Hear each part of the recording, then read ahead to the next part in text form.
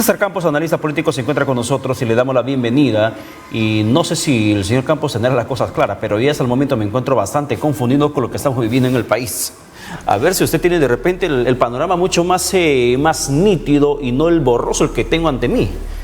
Sí, yo creo que calificas muy bien la situación. No es como para que aquí tratemos de buscar una bola de cristal que descubran los derroteros y las líneas en general de lo que puede pasar con la democracia, sobre todo peruana, y con el bienestar de la mayoría nacional, que en este momento, por supuesto, de una manera reactiva, emocional, como lo vivimos muchos, el 5 de abril del año 1992, sale a las calles a manifestar su respaldo a una medida que ciertamente puede ser popular, pero que evidentemente, como tú bien lo has señalado y lo has reseñado, enfrenta muchas perspectivas y visiones incluso de constitucionalistas, porque aquí no está dicha la última palabra, de tal manera que mi impresión es que esto recién comienza.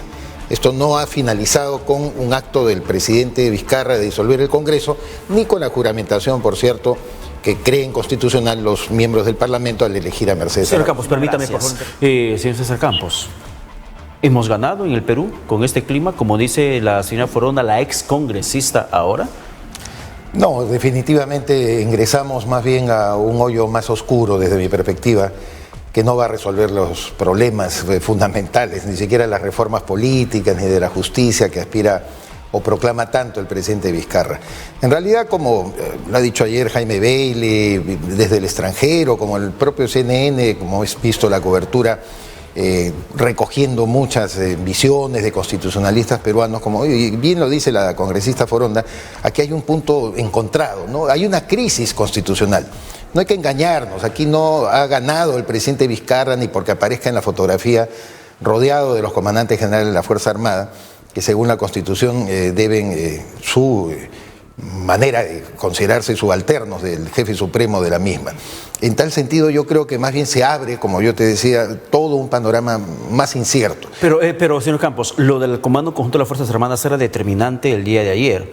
Y yo me imagino a todos los integrantes del Comando Conjunto reunidos analizando la situación también política del país. Porque por una parte, el señor Vizcarra como presidente decía disuelvo el Congreso por una denegación fáctica. Y por otra parte, el Congreso decía, oiga, esa figura no existe porque tenemos el voto de confianza. Y por lo tanto, como ya disolviste, yo tengo la facultad de suspenderte o de vacarte. No te puedo vacar, no tengo votos, pero sí te suspendo. Y le encargo a Mercedes Arauz la presidencia del país. Y el Comando Conjunto de las Fuerzas Armadas era finalmente la parte central de toda esta trama, por la legitimidad de la investidura presidencial. ¿A dónde se iba? ¿Para derecha o para izquierda? ¿A dónde se iba? ¿Para Arauz o para Vizcarra? Y se fue para Palacio de Gobierno y le da la legitimidad que no tiene, por ejemplo, en estos momentos Mercedes Arauz, aunque para muchos ella sí tiene la legalidad. Me parece interesante tu comentario diciendo y atribuyéndole a la Fuerza Armada el papel central. ¿Por qué le atribuyes al papel central? Porque en nuestro imaginario, quien tiene la fuerza, quien tiene los tanques, quien tiene las armas, tiene el poder. Tiene el poder. Y eso es realmente lo que vale en la democracia. Tú no le otorgas un papel central a la Defensoría del Pueblo, que se ha manifestado, por ejemplo, en contra de este paso en falso del presidente Vizcarra, o hay que atribuirle también al Colegio de Abogados de Lima, que ha sido históricamente, porque se fundó incluso antes del nacimiento de la República, en 1804 a 1808, con Vicente Morales Duárez, que fue además un delegado nuestro ante la Corte de Cádiz, la primera constitución hispanoamericana de 1812.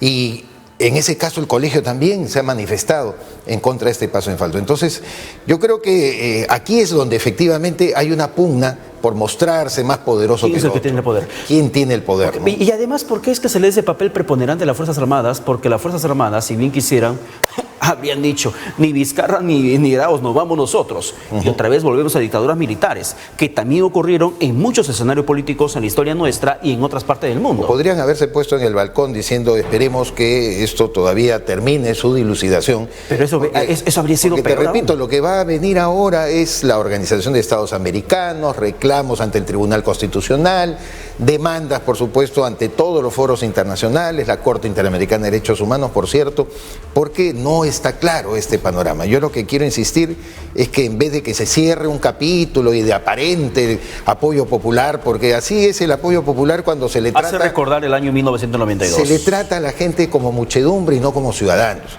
Hay una vieja historia, te la voy a contar muy brevemente, de don Justo Figuerola, que fue presidente encargado en las guerras internas en los caudillos peruanos en 1842, 1842, entre Castilla y José Ignacio de Vivanco. Y Ricardo Palma la cuenta, y ha sido muy recursivo. Dice que como a él le tocaba tener la banda presidencial, estaba durmiendo en su casa y vino una muchedumbre, ¿no es cierto?, de una masa que gritaba, no, que era a favor de Vivanco, que le entregara la banda presidencial. ¿Qué hizo Justo Figuerola? Mandó a su hija y dijo, tira la banda por el balcón. Y así se titula la tradición de Ricardo Palma, tirar la banda por el balcón. Pero además, Ricardo Palma se burla de esa situación diciendo, así creía el pueblo que recobraba su soberanía y su independencia y su calidad de pueblo.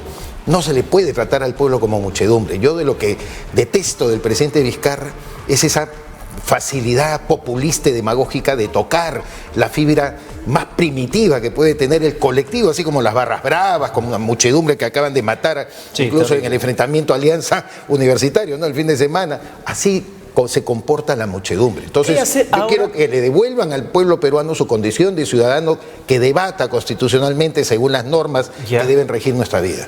Por favor, permítame la interrupción, pero luego quiero saber su opinión sobre lo que podría venir en el camino con la demanda competencial al TC desde la Comisión Permanente. Solamente político, social, señor Campos, que se está viviendo en estos momentos en las calles de Lima y también del interior del Perú. El desafío va a ser observar si la policía detendrá o no a los congresistas que no pertenecen a la Comisión Permanente para que puedan acceder al Palacio Legislativo, ¿no? Ante eso, la pregunta que había quedado pendiente. Demanda competencial al Tribunal Constitucional. ¿Qué podría pasar en cuanto la Comisión Permanente asuma funciones?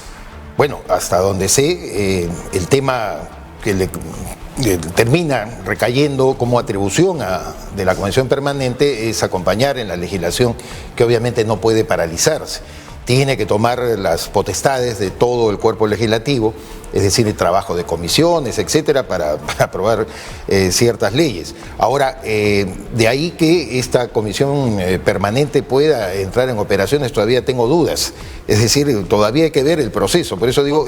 Por eso lo digo en cuanto asuma funciones, porque no se sabe exactamente cuándo va a ser esto. Efectivamente, ¿no? Y si asumirá las funciones o no. Ahí está, como bien dijo la congresista Foronda, por ejemplo, representado Marco Arana, está Indira Wilca, pero hay una mayoría fujimorista. Esto es lo que yo quiero que también ojalá el público pueda entender, si cree que ya se deshizo de esta, vamos a ponerlo entre comillas, nefasta influencia del afrofujimorismo o de sus satélites, como le llaman, ¿no? Es una gran barbaridad, en realidad es engañar al pueblo, eso es lo que yo trato de insistir. Creo que Vizcarra, en la manera en cómo ha reducido el debate político nacional al despertar de las emociones, como hizo Fujimori, por supuesto, en su época, y todo el mundo decía, tiene razón, porque venían pues de ciertas convulsiones, discusiones, el año 92, la Cámara de Diputados. Nunca vamos a querer pues una democracia representativa porque no es ejecutiva, es simplemente representativa. Ojalá mejorara la representación, yo estoy totalmente de acuerdo, ojalá haya una reforma política, por ejemplo, para renovar por tercios el Congreso, para que haya representación uninominal o binominal, como existen en democracia más avanzada, en fin, pero todo es un proceso de discusión. Acá se le está engañando al pueblo de que ya se solucionó absolutamente todo. Por el contrario, con esto termino, el tema económico se va a poner mucho peor, y no para los grandes inversionistas, de lo que se habla de la gente que paraliza el destino de sus capitales, sino hasta para el bodeguero de la esquina que va a tener incertidumbre. Sí, César Campos, muchísimas gracias por su presencia. Gracias a ti. Gracias por estar con nosotros.